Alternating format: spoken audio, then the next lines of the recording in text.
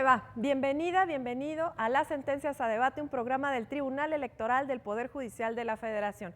Yo soy Lucy Farías y lo invito cordialmente a que se quede con nosotros. En este caso, el caso del financiamiento público para candidato independiente indígena en Campeche.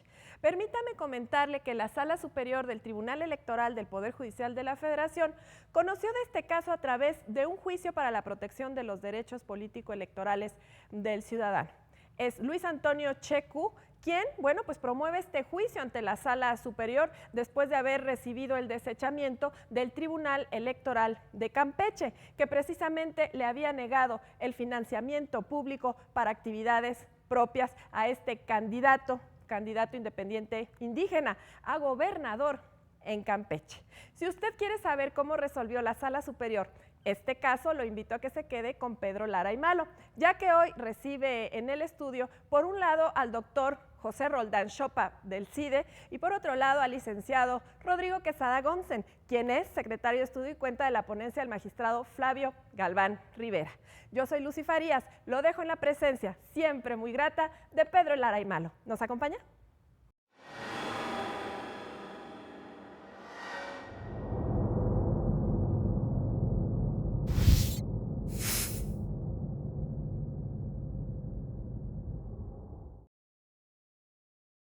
Les damos, como siempre, la más cordial bienvenida a su programa Las Sentencias a Debate del Tribunal Electoral del Poder Judicial de la Federación.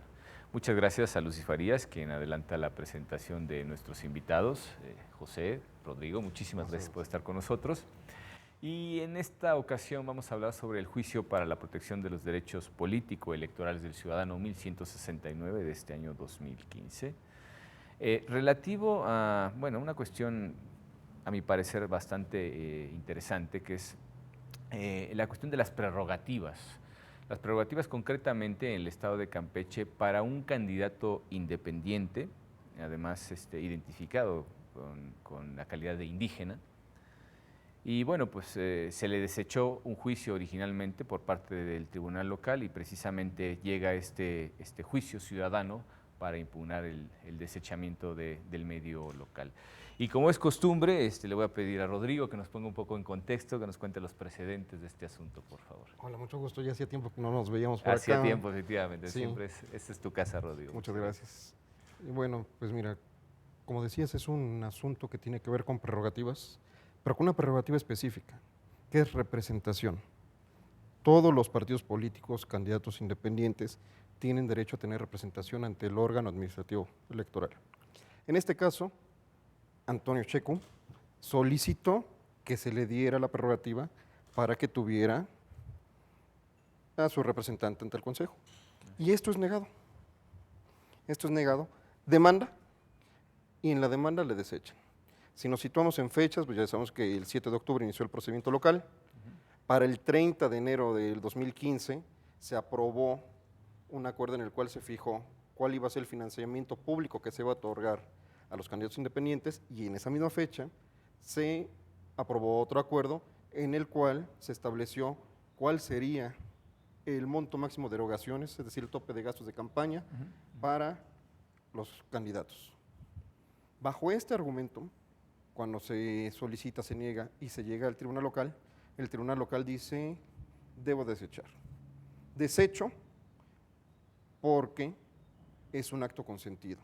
Y nos explica, pues hay actos consentidos expresamente, cuando dices, no estoy de acuerdo, o los tácitos, que es cuando no impugnas. Cuando no dice nada. Exacto, cuando guarda silencio.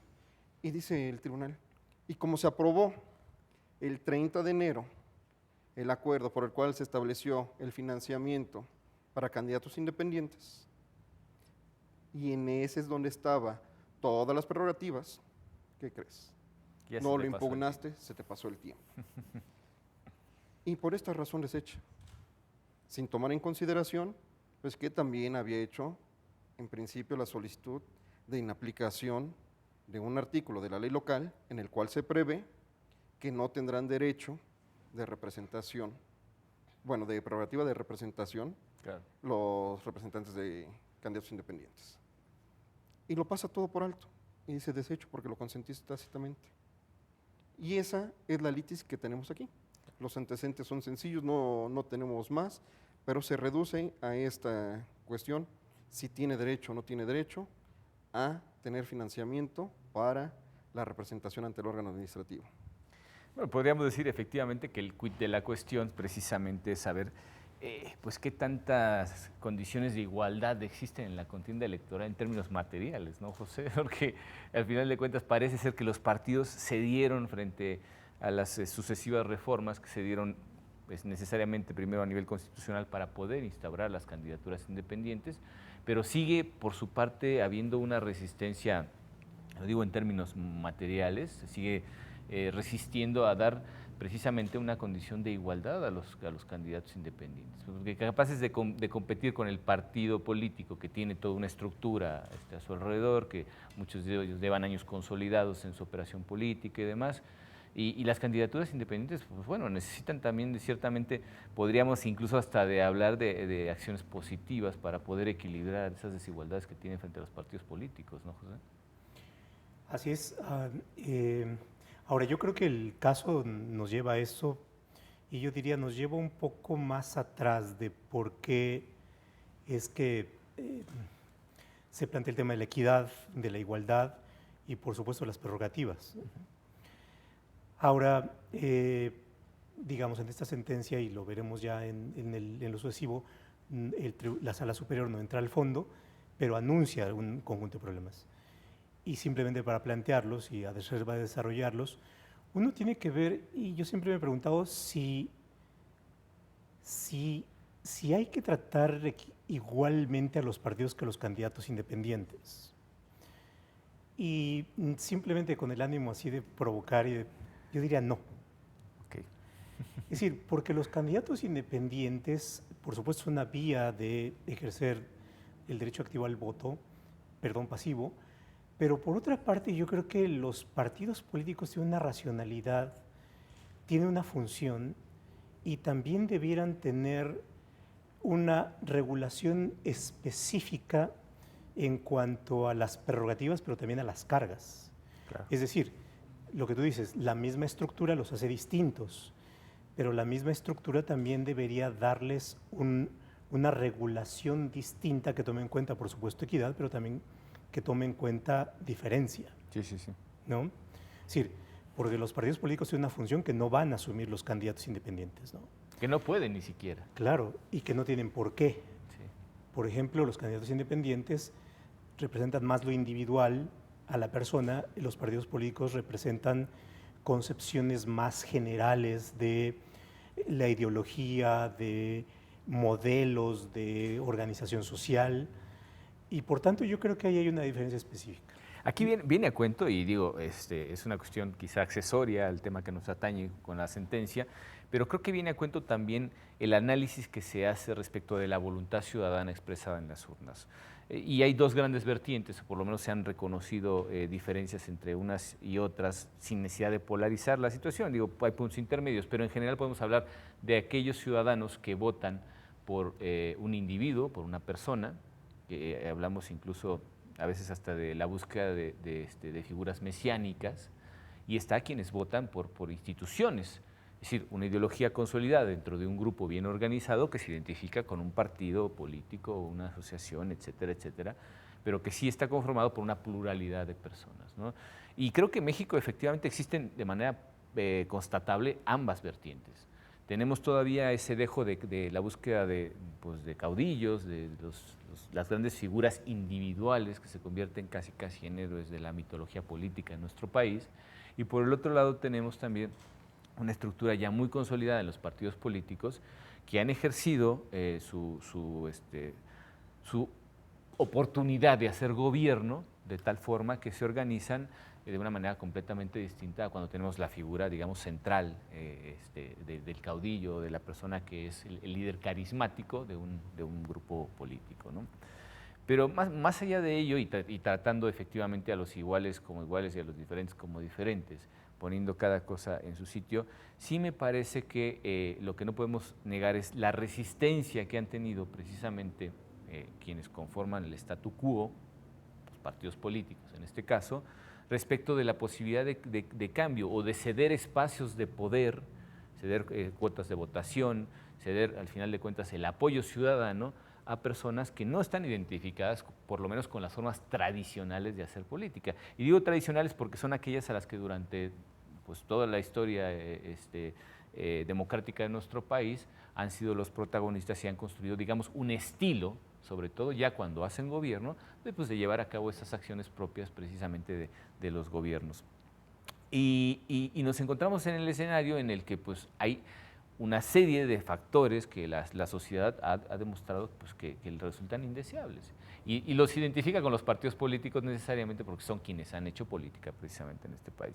Entonces, la pregunta que me gustaría formular respecto de esto es, ¿realmente los candidatos, y lo dice la sentencia de una manera, creo yo, hasta cierto punto mesurada, pero bastante clara, decir, bueno, los derechos que tienen en cuanto a prerrogativas, por lo menos hablando de ello, los candidatos independientes respecto a los partidos políticos, pues deben de permitir condiciones de equidad. Y eso no significa que sean los mismos, ¿no? No es lo mismo los montos de dinero para sostener todo un aparato funcionando con a lo mejor cientos de personas, que hacerlo con unos cuantos colaboradores de manera independiente. Pero sí que los resultados que se puedan obtener, tanto por parte de los candidatos independientes como de los partidos políticos, sean equiparables en la arena política, ¿no? En la contienda electoral particularmente. Si nos puedes contar un poco, Rodrigo, cuáles fueron los agravios expuestos por este ciudadano candidato independiente a gobernador por el estado de Campeche. Sí, mira, la indebida fundamentación y motivación del desechamiento, basado en que no toma en consideración que en los acuerdos de 30 de enero no se había tocado el tema relativo a la prerrogativa para representación.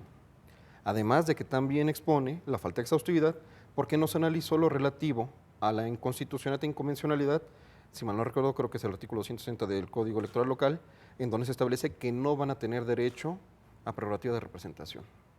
Entonces, y esto es en donde está, como decías, el quid. ¿Por qué? Porque es en donde vamos a ver una parte relativa a la equidad. Porque en un asunto previo, tiene no un precedente directo inmediato, pero sí tiene un precedente en el que el mismo ciudadano, una vez que concluyeron las entregas o que se le hizo insuficiente la entrega del financiamiento público, controvirtió. Controvirtió a nivel local, controvierte a nivel federal, pero nada más controvierte porque él dice, el Estado me tiene que dar más, es insuficiente. Y aquí se confirmó la sentencia en la cual se dijo que la cantidad que le entregaba el Estado era suficiente. Pero ello, por supuesto, no representa un criterio de inequidad, porque tenemos la otra sentencia de otro candidato que recordarán bien, en Miguel Hidalgo, que es independiente, donde se le dijo, es cierto, el Estado te entrega tanto, pero tú tienes un límite de tanto. Todo lo que no alcanza a llenar el Estado de donde se queda hasta el límite, lo puedes obtener de financiamiento privado respetando las reglas establecidas. Entonces, esta es la postura que tú mencionabas, en donde se trata de equiparar en cuanto a la obtención del voto, no como institución permanente del partido político, sino en cuanto a obtención del voto al candidato independiente con el partido político, porque en esa sentencia se dejó claro que el financiamiento privado que podía exceder al público era, pero para candidatos independientes, para llevarlos a la igualdad. Así es. A lo más cercano que tengamos a la igualdad en la competencia, para que no quedara con un financiamiento pírrico y por lo tanto no pudiera tener un efecto real en incidir en la urna, claro, ¿no? Claro. Por supuesto, en la obtención del voto. De hecho, otra de las cuestiones que se solicitan, si no me equivoco, es pues recursos para el mantenimiento de una oficina, que sería, digamos, parte de esa estructura que podríamos trasladar como el del funcionamiento de los partidos políticos a las candidaturas independientes. Y yo me pregunto, ¿en qué medida todas las formas de operar de los partidos políticos se convierten en una manera indispensable de obtener el voto ciudadano? Son estilos quizá, pero digo... Claro, y por supuesto, el otro tema es que las prerrogativas son cargas públicas, ¿no? Es decir, hasta qué grado nosotros estamos como contribuyentes obligados a aportar para el financiamiento de ciertas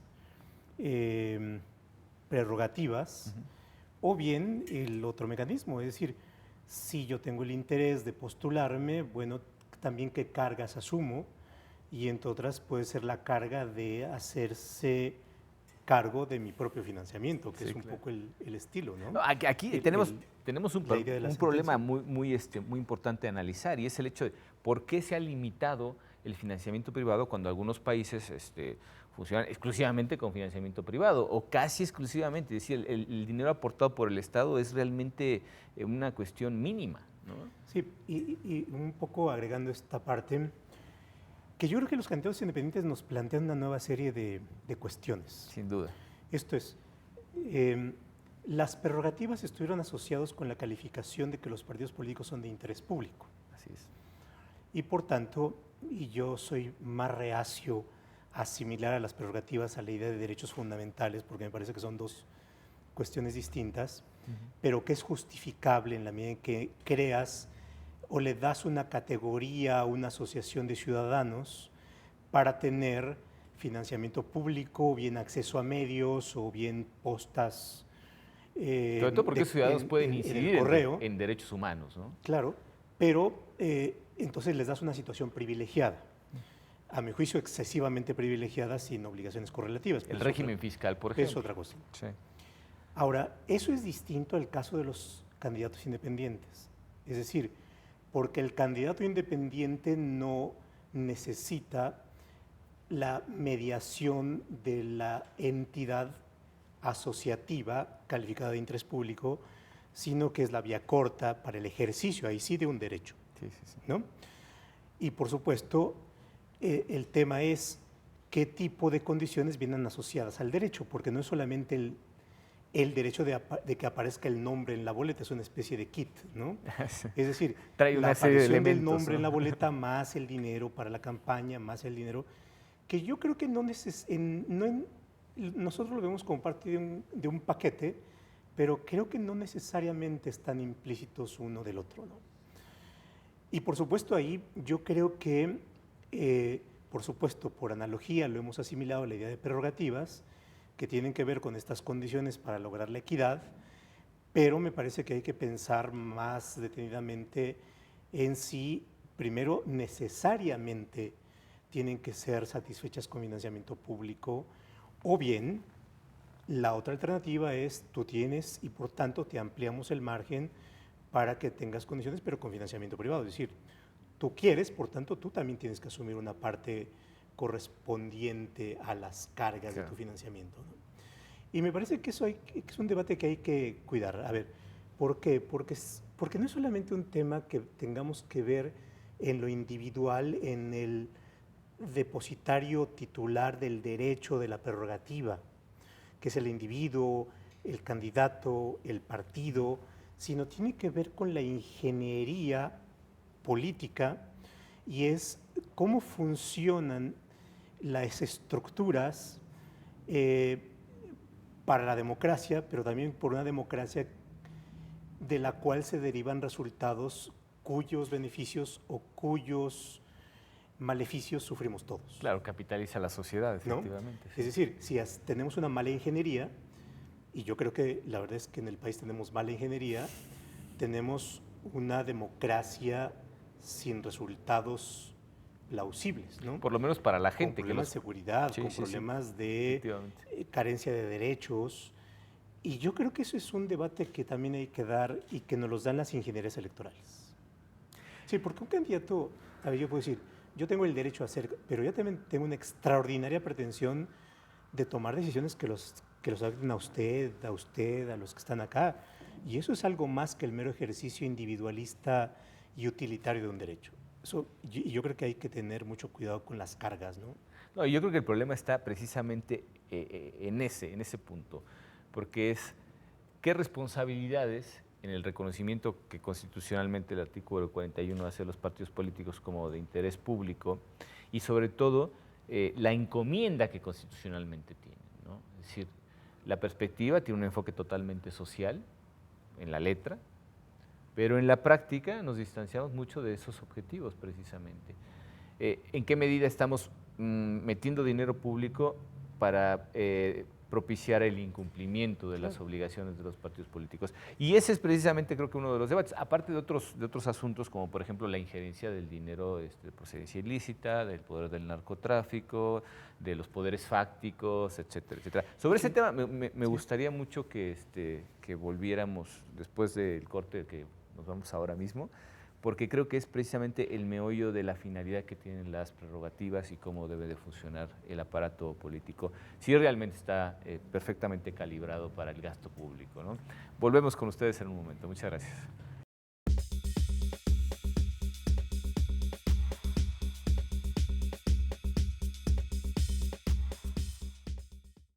La democracia es cuestión de todos los días y de todos los ciudadanos, de grandes y pequeñas decisiones. En el Tribunal Electoral trabajamos para que tu voz sea respetada. Resolvemos a favor de la igualdad política entre mujeres y hombres. Defendemos las decisiones que toman con autonomía los pueblos y comunidades indígenas. Nuestras sentencias garantizan el respeto a tus derechos político-electorales, consolidan nuestra democracia. Tribunal Electoral del Poder Judicial de la Federación. Tú tomas la decisión. Nosotros la protegemos. En el Tribunal Electoral protegemos los derechos político-electorales de las y los mexicanos.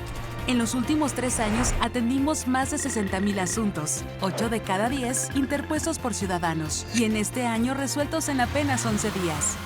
Trabajamos por la igualdad entre mujeres y hombres y por la autonomía de los pueblos y comunidades indígenas.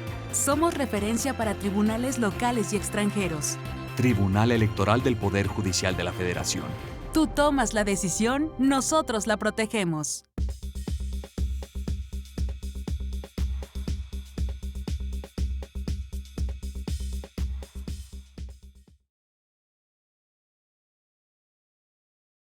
Pues nuevamente aquí en Sentencia de Debate, en este segundo segmento.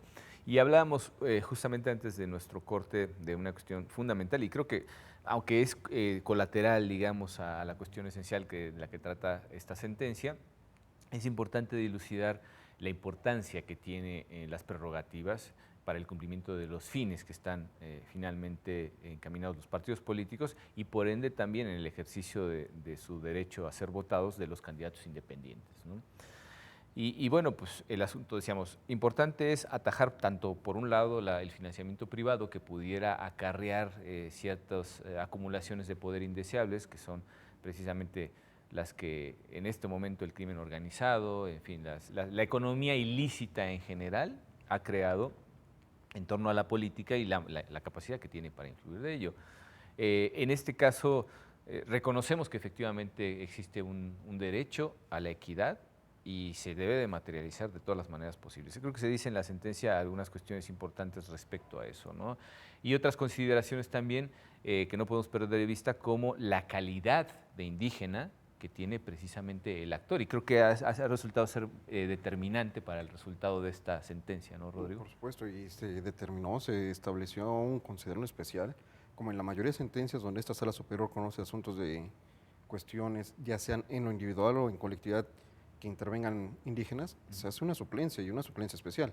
No es la suplencia que habitualmente hacemos con cualquier sujeto de derecho, sino es una suplencia que vamos hasta suplencia total, es decir, hasta construcción de concepto de agravio, en donde yo a partir de lo que esté, si advierto que puede haber un agravio, aunque no esté expresado, lo suplo y puedo, en su caso, declarar fundado, otorgar razón y ordenarlo procedente.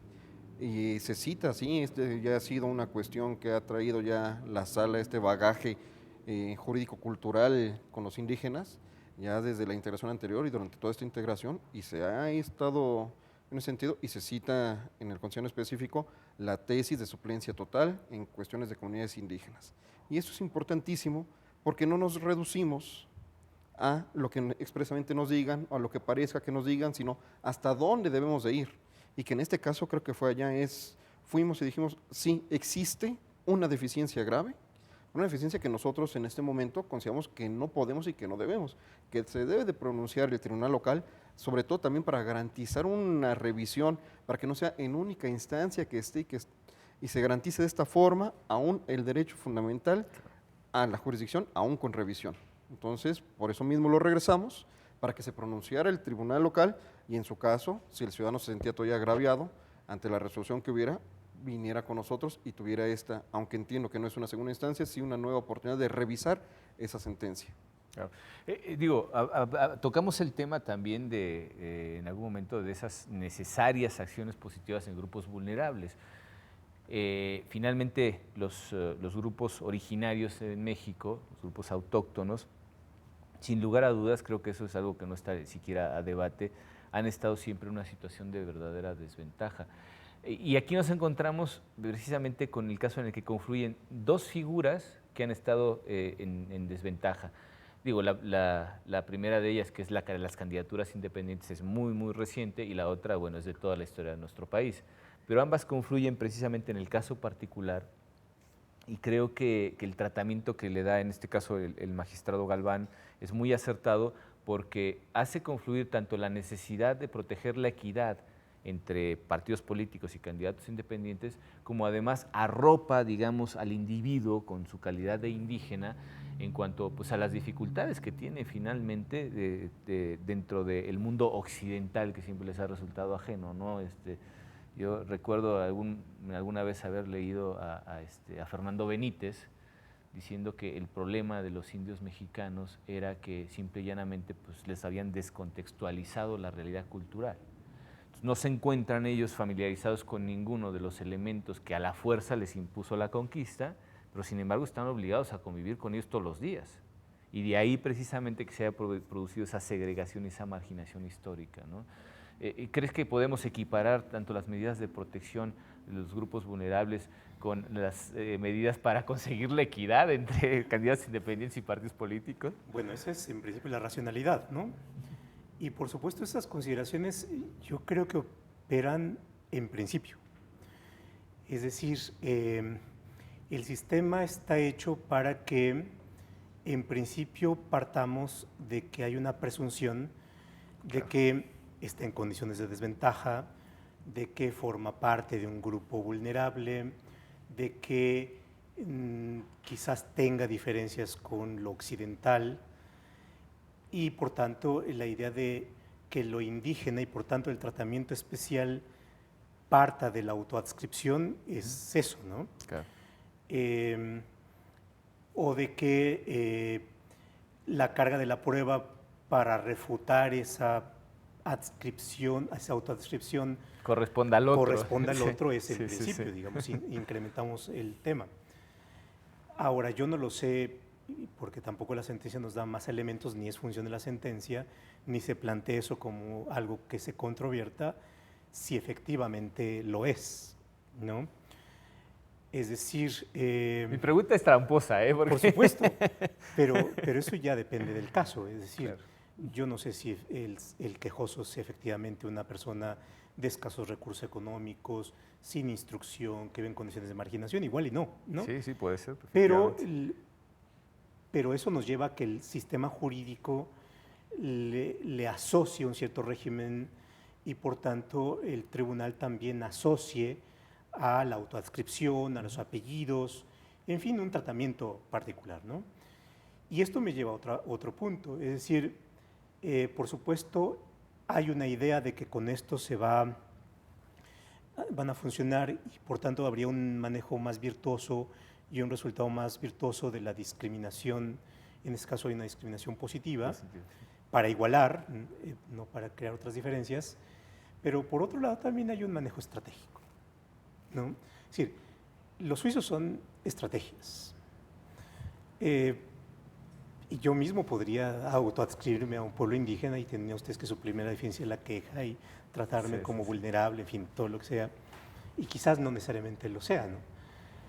Es decir, igual podemos jugar en igualdad de armas, pero así opera el sistema jurídico y yo creo que, por supuesto, es otro tema, ¿no?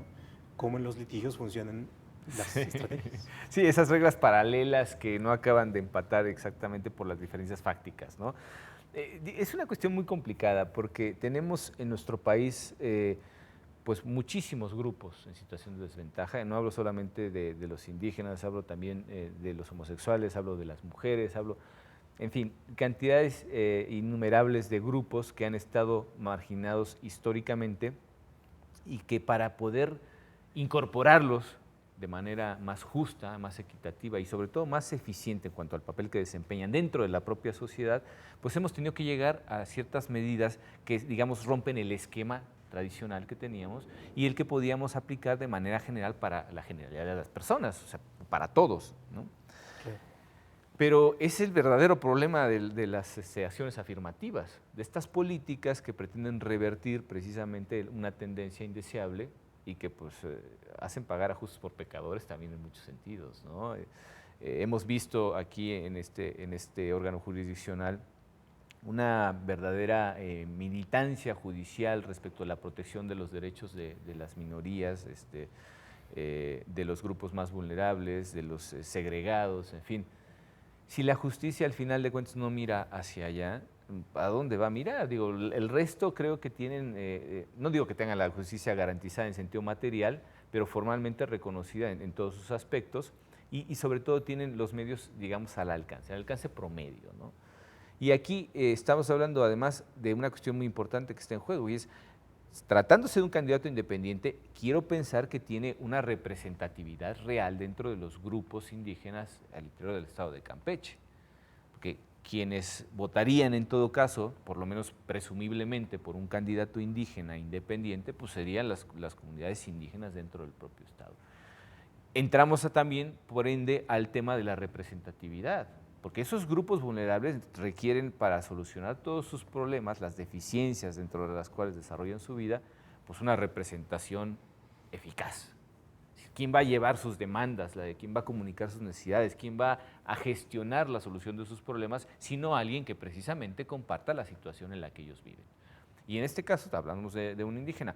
La suplencia de la deficiencia de la queja la han llevado a su última expresión, cosa que me parece más que loable, incluso aunque desde mi punto de vista no era tan necesario, porque he visto muchas demandas, ¿no?, en las que de verdad ves unos mínimos, ves la imposibilidad de haber contratado siquiera un abogado conocedor de la materia, las formas en las que se expresa en los términos la demanda, pues suelen ser evidentemente resultado de una marginación real, ¿no? En este caso creo que está bastante claro. Qué bueno que al final se mantenga la actitud de suplir la deficiencia en los agravios y creo que además se hizo una interpretación muy correcta, ¿no? Es decir, sobre todo la cuestión de los tiempos, porque creo que eso tú nos lo puedes explicar mucho mejor, Rodrigo, que es cómo se dan esos tiempos, porque en la argumentación del tribunal responsable se dice también otra cosa, que es tú ya consentiste tácitamente los dineros que se te están ofreciendo, porque incluso estuviste aceptando en ese pago tripartito de los 257,000 y pico pesos que son, digo, al final de cuentas, comparado con las cantidades que tienen los partidos políticos para sus gastos de campaña, bueno, es nada, ¿no? Porque además ya en el propio reparto no hay una cuestión que tengamos a considerar como algo equitativo. La forma en la que se reparte, ¿no? Dicen, bueno, la cuarta parte se va a repartir entre el número de candidatos independientes y además los candidatos independientes que no se registren no te puedo dar el dinero que iba destinado a ellos.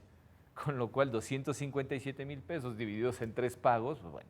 Y uno de los argumentos precisamente del tribunal local es, pues si tú ya aceptaste los dineros, ¿no? Ya te dieron los 3 pagos de 80 y tantos mil pesos que suman el total de los 257, que me vienes a contar que ahora quieres más dinero, ¿no?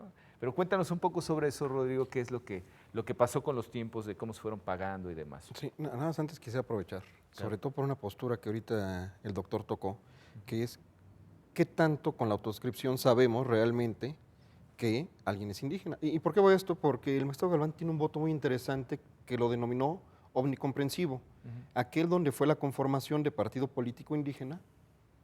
Pero dijo nuestro Galván, no debe aplicar esto nada más para los indígenas, sino para todos aquellos ciudadanos que se ubiquen en el mismo supuesto jurídico. Que presuman además, ¿no? Porque no solamente sea la presunción de indígena, sino dice, aunque no seas indígena, también debe aplicar para los no indígenas. ¿Y por qué voy a esto? Por los grupos vulnerables que tú tratabas. Señalabas ahorita clásicos que tenemos, ¿no? Mujeres, homosexuales, indígenas, pero los pobres. ¿Y a dónde voy con los pobres? A una frase desde el siglo XIX, cuando Vallarta dijo que la tecnificación del amparo alejaba la justicia de los pobres, porque solamente los ricos iban a tener acceso a los buenos abogados para poder pagar. Y por eso creo que la suplencia en estos casos es tan maravillosa, porque nuestra materia, la materia electoral es tan técnica, tan específica, que si no tienes a una persona especializada, aunque traigas a una persona que tenga conocimiento jurídico, pero un jurídico distinto al electoral, no va a tener la argumentación certera y precisa y podríamos llegar a un infundado o a una inoperancia. Sin embargo, con esta suplencia que aplicamos, permitimos y acercamos la justicia a todos los ciudadanos y en especial reconocemos, por supuesto, a grupos vulnerables, ya se ha hecho con mujeres, se ha hecho con indígenas y me supongo que en su caso cuando vengan otros grupos vulnerables también tendremos que proceder de manera similar. Ahora sí, perdón, pero sí quería aprovechar esto porque es importante. Qué bueno que lo aclaras además. Sobre todo esto porque la justicia la ha acercado al tribunal a través de esta suplencia, que además se ha hecho ya también en otros medios que se han considerado de estricto derecho, también ya se ha comenzado a saltar esta barrera. Pero bueno, regresando a estos tiempos, bueno, platicamos que a partir del 30 de enero publicó el Instituto Electoral cuál iba a ser el monto que iba a dar por financiamiento público. Y también platicábamos, te había comentado, que previo a este asunto, el mismo ciudadano había impugnado porque había recibido la última de las 3 administraciones y consideraba que se le debía dar más. Pero en este caso, cuando ya superando la anterior, que la sala confirmó que nada más debía ser en cuanto a dinero público, esto y no más, el ciudadano también entiende que hay otras prerrogativas a las cuales también tendría derecho, como es la oficina de representación. Impugna y dice, denme lo relativo a esta oficina de representación. Que además los partidos lo tienen. Sí, por supuesto, y que es una parte de lo que platicamos para poder estar en condiciones de equidad. Quizás no de igualdad, no tratemos la igualdad, pero sí de equidad, por lo menos en este momento, en el procedimiento electoral y específicamente en la campaña, que es cuando surgen estos candidatos independientes. Dice, dame, y se le niega, y controvierte ante el tribunal, y el tribunal sí le dice, ya consentiste, porque como aceptaste los 257,000, ahí está incluido todo, Sí, y es sí, todo sí. lo que tienes derecho. Y esto no es cierto, ahí no estaba incluido, no se previó, y en las sentencias es muy específico en decir que era dinero para obtención del voto, pero no para oficina, que no existía, que es más que existe este artículo en el Código Local que impide, pero cuya constitucionalidad y convencionalidad, a partir de criterios de idoneidad, necesidad, proporcionalidad, todo tomado en cuenta de la racionalidad, nos dice el ciudadano, esto no está bien, se me tiene que dar y no está contenido desde en el acuerdo de 30 de enero, no está. Yo no consentí nada, yo apenas lo estoy solicitando y el tribunal se equivoca. Y nosotros le decimos, tienes completamente la razón. Es más, es claro, no tenemos que explicar más y por eso la sentencia se reduce lo sustancial a 2, 3 párrafos porque decimos, es cierto, esto no estaba allá, esto jamás se consintió, es una falacia y por lo tanto se revoca. Sí. Bueno, si nos permiten, vamos a ir a nuestra segunda pausa y volvemos en un momento en Sentencia de Debate. Muchas gracias.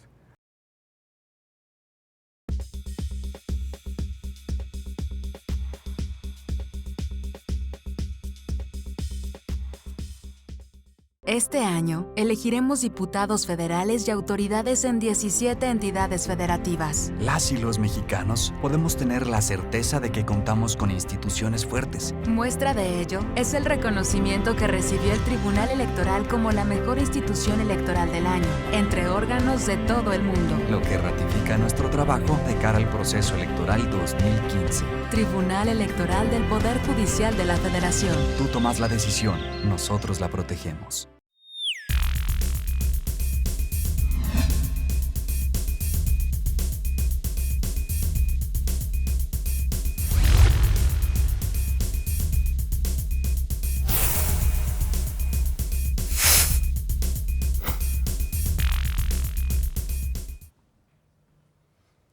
Hola, soy Rodrigo Morales.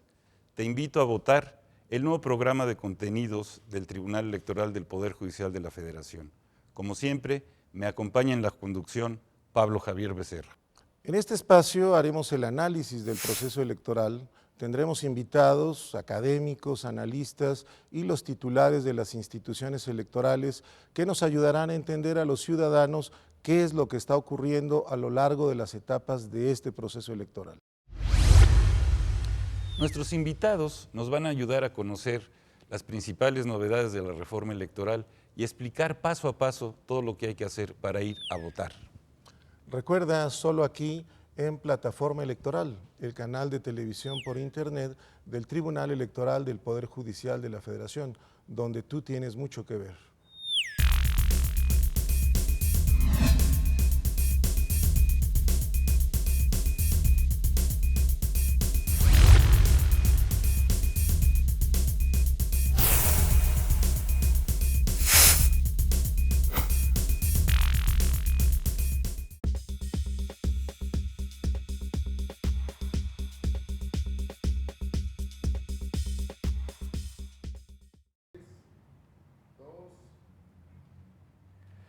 Bueno, pues nuevamente con ustedes, bueno, como habrán notado, el tiempo vuela, estamos ya en el último segmento de este programa y sí me gustaría retomar términos generales las cuestiones que podrían ser, digamos, más resaltables de este asunto. Tenemos a un candidato independiente, autoadscrito como indígena, y en juego se encuentran precisamente los dineros, sí, hablar de manera muy clara, para poder pues competir en condiciones de equidad con partidos políticos, y particularmente se refería a la representación, que además lo hemos dicho, hay precedentes de esta sala superior en el que se dice, por supuesto que los candidatos independientes tienen exactamente el mismo derecho a tener representantes ante las autoridades administrativas locales o en su caso federales, si se llega a dar una situación así, y eso pues cuesta dinero, es decir, el mantenimiento de una oficina y tener a un representante cuesta dinero, ¿no?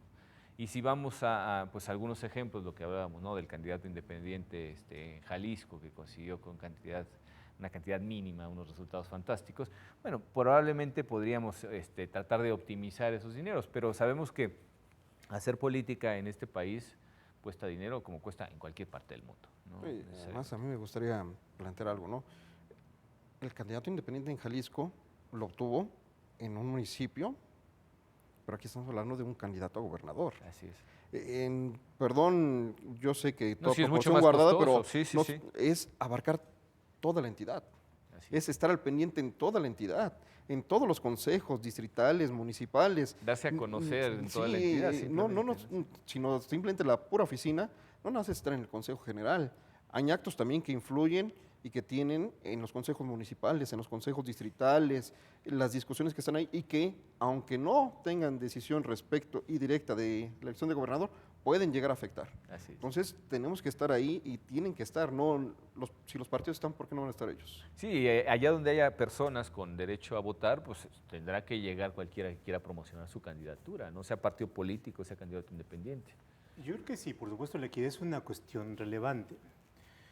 Pero creo que hemos sido muy paternalistas hacia los políticos. Es decir, y yo creo que en el caso de los candidatos independientes, si entra una cosa tan seria como una candidatura a gobernador, una parte previa del trabajo político es ver que su candidatura es viable y por tanto que tiene la capacidad política, organizativa, de liderazgo, para hacer frente, a partir de su propio trabajo, de una contienda que es exigente. Es decir, creo que tampoco podríamos pedir a las instituciones que le den oxígeno, si es que no se ha entrenado suficiente como para aguantar el maratón, ¿no? Sí. O que lo lleven los últimos 10 kilómetros en camilla para que termine la meta, ¿no? Sí. Es decir, yo creo que ahí también tenemos que, si alguien quiere meterse a la política, sabe a qué se mete y por tanto tiene que trabajar las condiciones para ser un candidato viable, ¿no? Me parece que ahí está uno de los temas. No, y el reto también está en promover la participación política a todos los niveles, porque si le dejamos a los políticos profesionales toda la labor de hacer gobierno… Por supuesto. Y yo creo que los candidatos independientes son precisamente esa vía para ir mejorando la competencia y para abrir nuevos cauces, nuevas vías, nuevas rendijas para que haya mayor involucramiento en la política por parte de los ciudadanos. Había una visión hace unos cuantos años que a veces también las candidaturas a veces toman la vía fácil para políticos que no tienen lo que quieren en su partido, pero es otra cosa, ¿no? Iba a hacer un comentario relativo a la perspectiva que se tenía, sobre todo cuando vino la transición en el año 2000, y se hablaba… en aquel entonces el candidato que obtuvo el triunfo a la presidencia, se le distinguía por una cuestión fundamental, que era su distanciamiento de las estructuras políticas y los compromisos políticos que ya tienen pues, quienes profesionalmente se dedican precisamente a la tarea de representar o gobernar, como un mal que tratábamos de evitar precisamente acudiendo a la ciudadanía, distinguiendo como efectivamente hablar de clase política y de ciudadanía como cosas completamente separadas, ¿no? Creo que el afán ahora, ya una vez reconocidos esos vicios propios de la estructura política tradicional y de quienes participan en ella como políticos profesionales, ahora viene la contraparte. Ya sabemos que hay cosas indeseables, precisamente dentro de esos sectores que consolidaron el poder y se enquistaron en él durante muchos años, pero ahora tenemos la labor, la obligación ciudadana de meternos a la política. Es decir, no vamos a seguir estableciendo de manera tácita esa separación, porque entonces nunca vamos a poder hacer política. Lo que hay que hacer es superar precisamente esas barreras para poder influir en el estilo que hasta ahora hemos sido sujetos para gobernados, y que de alguna manera la ciudadanía con una perspectiva fresca, sin esos compromisos que atan muchas veces a los políticos, y me queda claro que siempre ha sido así, es decir, los llamados poderes fácticos son precisamente tales porque son capaces de atar al poder político a sus necesidades o caprichos incluso, de tal forma que quienes están ejerciendo el poder pues tienen muchos compromisos con ellos que tienen que cumplir si quieren seguir manteniéndose en el poder. Y ahora creo que la visión está empezando a cambiar precisamente con el impulso de la ciudadanía a la participación política, de tal forma que, pues, que alcancemos una verdadera democracia, porque lo otro no era democracia, o si lo era con una representatividad realmente muy pobre, ¿no? La crisis de la representatividad también se ha hablado de ello, ¿no? Y de los partidos, ¿no? Y de los partidos políticos. Y yo creo que también puede haber una crisis de los candidatos independientes, ¿no? Seguramente la habrá en algún momento. Sí, creo que al final todas esas cosas cuando se enquistan, tenemos un problema, ¿no?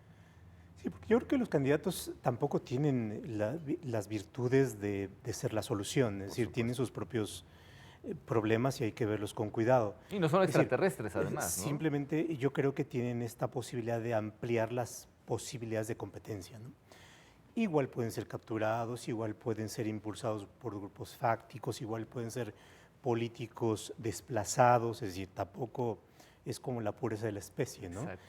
Pero abres mayor opciones y yo creo que lo que pasó en Nuevo León es un político profesional, tampoco es un ciudadano, que yo creo que tiene una serie de apoyos de grupos fácticos, pero pone a los partidos a pensar si hacen bien las cosas, ¿no?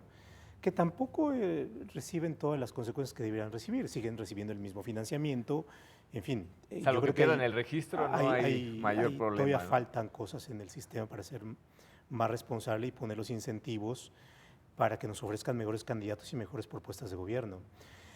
Si leemos lo que pasó en las elecciones pasadas, al menos la información nos dice que los votantes sí castigaron. Es decir, igual la otra opción era igual o peor, pero hubo un cambio. Y lo que pasó con los candidatos independientes también es esta expresión de que buscan nuevas cosas, ¿no? Claro. Con problemas graves, ¿no? La falta de estructura que teníamos en Nuevo León, como mencionas, queda solo. Finalmente el Congreso, que es parte elemental en la política de vida, sigue siendo controlado por los partidos políticos, efectivamente. Y el candidato independiente que llega queda solo. Y entonces sujeto a la negociación con los partidos políticos, exactamente con las que la ciudadanía no quería tener todo este enfrentamiento. Sí, ¿no? Una de llegamos a esta colisión. No va a ser bien interesante lo que pase, ¿no? Y ahí está una de las diferencias de lo que es ser un partido. Ser un partido no es esta agrupación solo de ciudadanos, sino es una estructura de poder, es una estructura para el poder, es una estructura quizás menos para el gobierno, pero más para el poder, ¿no? En el sentido de que te permite ser un articulador de distintos sujetos que ejercen una función en el Congreso o en el Ejecutivo y que va articulando la conducción de ciertas cosas así. Sí, sobre todo cataliza y encausa, ¿no? Lo cual no tienes en los partidos políticos, ¿no? Perdón, en los candidatos independientes. En la estructura de candidatos independientes se te fracciona porque el centro es el ser humano, ¿no? Y por tanto tampoco son iguales, ¿no? Sí, el animal político al final está siempre en el centro. Y yo creo que aquí también una cuestión importante es saber hasta qué grado pues se ven atados precisamente a negociar con los partidos políticos, como bien dijo Rodrigo, y creo que pues, es algo inevitable. Claro. Me queda claro que la estructura política, y no solamente en nuestro país, sino a nivel global, podemos hablar de ciertas particularidades que son inherentes y absolutamente inenajenables de la propia política. A mí lo que me preocupa es las cuestiones de interés que pudieran estar en juego precisamente en ese toma y daca que es la política y la forma en la que se consiguen pues ciertas prerrogativas o se cumplen ciertas metas, pero siempre en atención a los intereses que pudieran tener determinados grupos. Ahora, perdón, ¿por qué tiene que ver con esto? Las decisiones de los tribunales también modifican los incentivos. Es decir, una parte relevante de los incentivos está en cómo capturas parte de las rentas públicas. Los partidos políticos tenían el monopolio de captura de las rentas públicas a través del financiamiento. Un financiamiento cada vez creciente y constante sin vincularlo al desarrollo del país. Sí, y completamente desequilibrados, ¿no? Respecto del desarrollo real. Dar financiamiento de prerrogativas a un partido político también es un incentivo para que los ciudadanos creemos partidos políticos, vivamos partidos políticos, actuemos en partidos políticos. Si yo tengo acceso a rentas públicas solamente por mí mismo, entonces hay un incentivo a no hacer vida en el partido y por tanto vendré un debilitamiento porque consigo lo mismo sin necesidad de andarme peleando con los chuchos y con los dinosaurios y demás, ¿no? Sí, ¿no? Entonces también tiene otro efecto. Sí. Porque yo creo que hemos creado un sistema de partidos que busca rentas más que buscar soluciones a problemas públicos. Sí, incluso yo lo he dicho en este programa, y opinión compartida además con algunos de nuestros invitados, pareciera ser que al final de cuentas la consigna de los partidos políticos o de los políticos en general es la expoliación del botín, cuando es un compromiso y entendido desde otras perspectivas, hablo de aquellos que han asumido la responsabilidad democrática en el ejercicio del poder, es un compromiso tremendo con la sociedad. Pero no, o sea, la visión por lo general es, mira, tenemos todo esto delante, es dinero público, apenas empezamos a pulir nuestros mecanismos de fiscalización de una forma un poco más efectiva, tratando además de que sea en tiempo real para que también incida en los resultados y haya sanciones. Pero pienso, por ejemplo, en actitudes como las del Partido Verde a lo largo de este proceso electoral, que realmente, o sea, ha visto clarísimamente que lo único que han buscado es obtener más votos. El problema es que les ha resultado, ¿no? Y al final de cuentas las consecuencias a pagar desde el punto de vista del derecho han sido verdaderamente minúsculas al lado de los beneficios obtenidos, ¿no? Ha sido un debate muy largo y se han inconformado de múltiples maneras en diferentes organismos vigilantes de la democracia en este país contra las actitudes de algunos políticos. Pero insisto, son cuestiones que están allí y que tenemos que atender desde una visión meramente pragmática, ¿no? Ya por último y ya para cerrar, porque tenemos muy poquito tiempo todavía para seguir transmitiendo este programa, ¿cuáles son los efectos de la sentencia? Bueno, se devolvió al final de cuentas y va a tener que haber un pronunciamiento, pero creo que bastante específico. No nada más es considerar que no está consentida tácitamente, porque si no se deja también directo que ya haga el control de constitucionalidad y convencionalidad del artículo que está controvertido, el cual con toda la libertad que tienen los órganos jurisdiccionales, del orden jurídico, podrá determinar a partir, por supuesto, de que ya está este control difuso por todos los tribunales, poderla o determinar su constitucionalidad o su inconvencionalidad y en aplicarla al caso concreto, que finalmente cada vez que se reitere, pues ya entenderemos que se tendría que reiterar criterio y que quedaría fuera, ¿no? Así es, así es. ¿Cuál es la esperanza que nos queda, mi querido José? ¿Tenemos alguna Bueno, yo creo que es perspectiva positiva? Una sentencia que me parece muy relevante, que trata algunos de los problemas que se van a venir presentando con candidatos independientes, que nos lleva, me parece, a pensar no solamente en las peculiaridades del caso, sino en cómo las decisiones de los tribunales importan mucho en la construcción de la democracia, ¿no? Claro. Y también en las ingenierías electorales y en las ingenierías sociales. Y yo creo que ahí, pues por supuesto, los resultados pueden ser para bien o no necesariamente. Esperamos que sean buenos, por favor. ¿Sí? Sí. Bueno, pues no nos resta más que agradecer el favor de su compañía y por supuesto a ustedes que nos acompañan del otro lado de la pantalla. Los invitamos a que nos acompañen también a través de nuestro canal de televisión por internet, que es Plataforma Electoral, donde además pueden ver algunos de los programas anteriores. Es todo ahí una videoteca a su disposición. Y bueno, pues los esperamos, por supuesto, en la próxima emisión de Sentencias a Debate. Muchísimas gracias.